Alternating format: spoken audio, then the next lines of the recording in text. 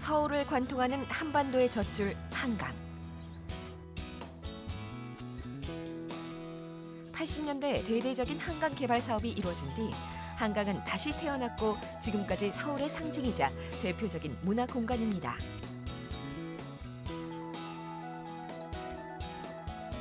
최근에 한강에 또 다른 변화가 시도됐는데요.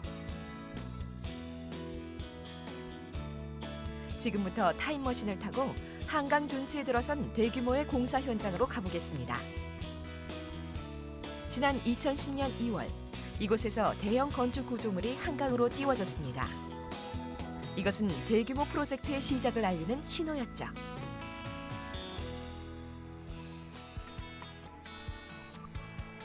총 규모 약 10,000제곱미터의 인공섬이 만들어지고 있는 한강변의 공사 현장. 아침부터 사람들의 움직임이 분주해졌습니다. 지상에서 만들어지던 3개의 인공섬 중에 제3섬을 강으로 띄우는 날이기 때문이죠. 이 진수식을 위해 중국 기술자와 함께 수십 개의 대형 고무 튜브가 공수됐는데요. 고무 튜브에 공기가 주입되면 한강에 띄워질 인공섬 아래에 설치될 것입니다. 이처럼 에어백을 사용하는 진수는 수작업이 많이 필요하고 원시적인 방법인데요.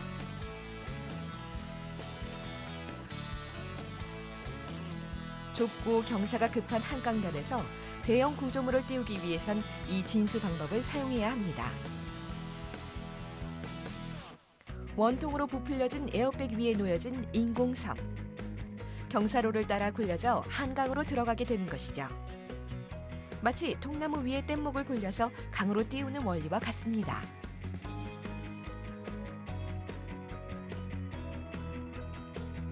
인공섬이 한강에 안전하게 떠 있을 수 있는 것은 하부 구조가 배와 같은 역할을 하기 때문이죠. 하지만 인공섬은 배처럼 스스로 항해할 수 있는 동력이 없는데요. 이런 구조물을 부유식 구조물이라고 합니다. 평소 한강의 수위는 2.5m. 그러나 비가 많이 올 경우 그 수위는 13.5m까지 올라가는데요. 인공섬을 잡고 있는 앵커체인은 한강 수위가 올라가도 그대로 떠올라 같은 자리를 유지할 수 있도록 도와줍니다. 또한 인공섬이 원래 있던 위치에서 가로 세로 1m인 1평방미터 이상을 벗어나면 GPS에서 윈치 시스템으로 신호를 보냅니다. 신호를 받은 윈치 시스템은 체인을 감았다 풀었다 하며 길이를 조정해 인공섬은 같은 자리에 떠 있을 수 있는 것이죠.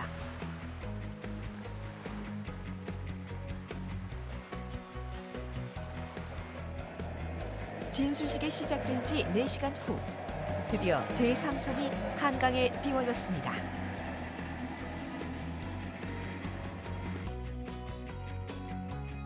이보다 3개월 전에 있었던 제2섬 진수에 이어 인공섬 띄우기를 성공한 것입니다.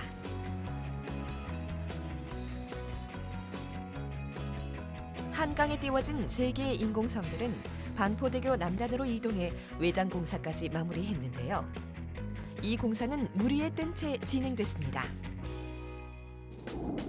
플로팅 아일랜드라 불리는 인공섬은 씨앗을 상징하는 3섬과 만개한 꽃을 상징하는 1섬,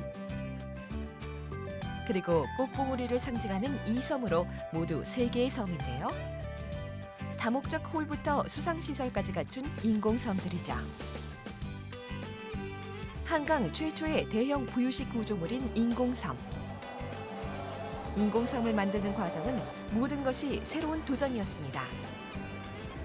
인공섬을 강으로 띄우는 진수식부터 대형 앵커를 한강 바닥에 설치하는 계류 시스템, 그리고 새로운 형태의 건축물과 부유식 다리 등 플로팅 아일랜드 프로젝트에는 여러 가지 산업 기술이 집약돼 있습니다.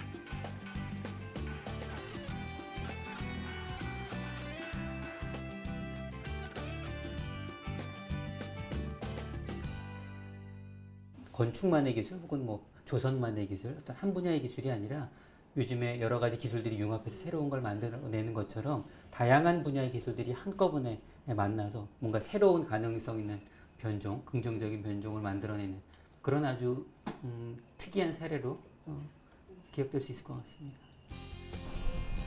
우리나라에서도 일본과 비슷한 시기에 대형 부유식 구조물에 대한 연구가 시작됐습니다. 99년부터 2007년까지 초대형 부유식 해상 구조물 연구의 총책임을 맡았던 홍사영 박사. 9년간 진행된 연구를 통해 몇 개의 대형 부유식 구조물을 설계했습니다. 그중 하나가 바다 위에 떠 있는 대형 리조트이죠. 충무 앞바다에 설계됐던 부유식 리조트의 시뮬레이션. 선박모의 호텔이 있는 부유식 리조트는 길이 500m, 폭 300m의 대규모 시설인데요. 부유식 리조트 안에 주차장과 운동장, 수영장까지 모두 갖춰져 있습니다. 전체 15만 평방미터에 달하는 대규모 리조트가 바다 위에 안전하게 떠 있을 수 있는 것은 부유식 구조물의 탄성이 뛰어나기 때문이죠.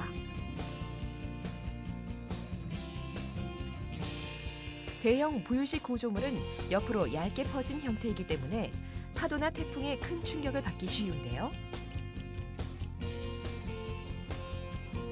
당시 연구진은 수차례의 유탄성 실험을 통해 부유식 구조물이 파도나 태풍에도 안전할 수 있는 방법을 찾아냈습니다.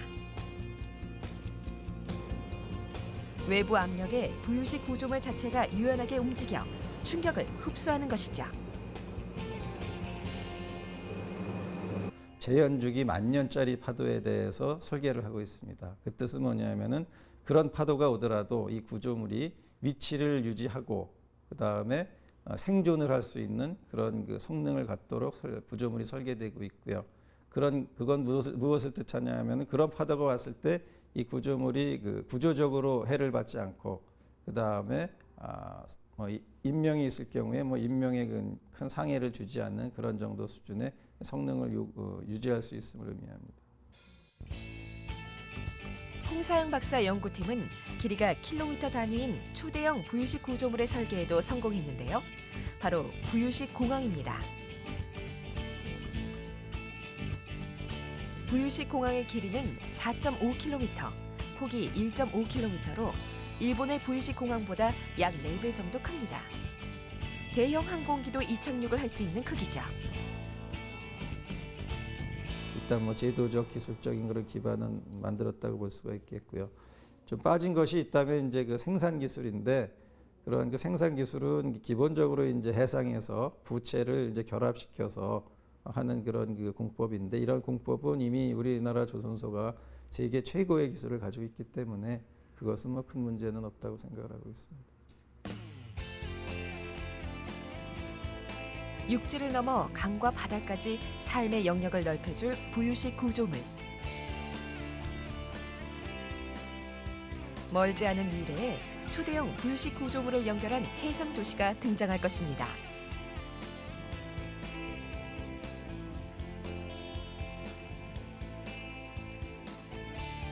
삼면이 바다로 둘러싸인 우리나라.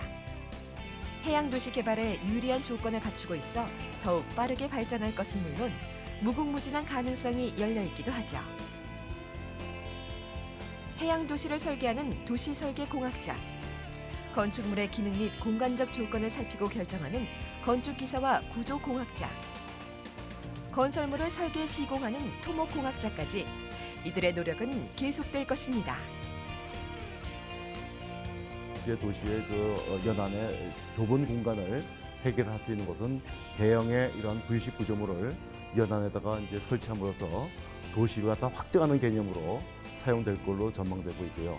해수면 상승이나 지진이나 이런 것을 생각해 보았을 때 인간의 생활의 중심이 바다 쪽으로 옮겨질 수 있는 가능성은 얼마든지 있다고 보고 있습니다. 오래전부터 인간은 신대륙을 꿈꿔왔죠. 콜럼버스의 배가 신대륙을 발견했듯이 21세기 기술은 부유식 구조물을 통해 인간이 한 번도 밟지 못한 신대륙으로 우리를 데려다 줄 것을 꿈꿔봅니다.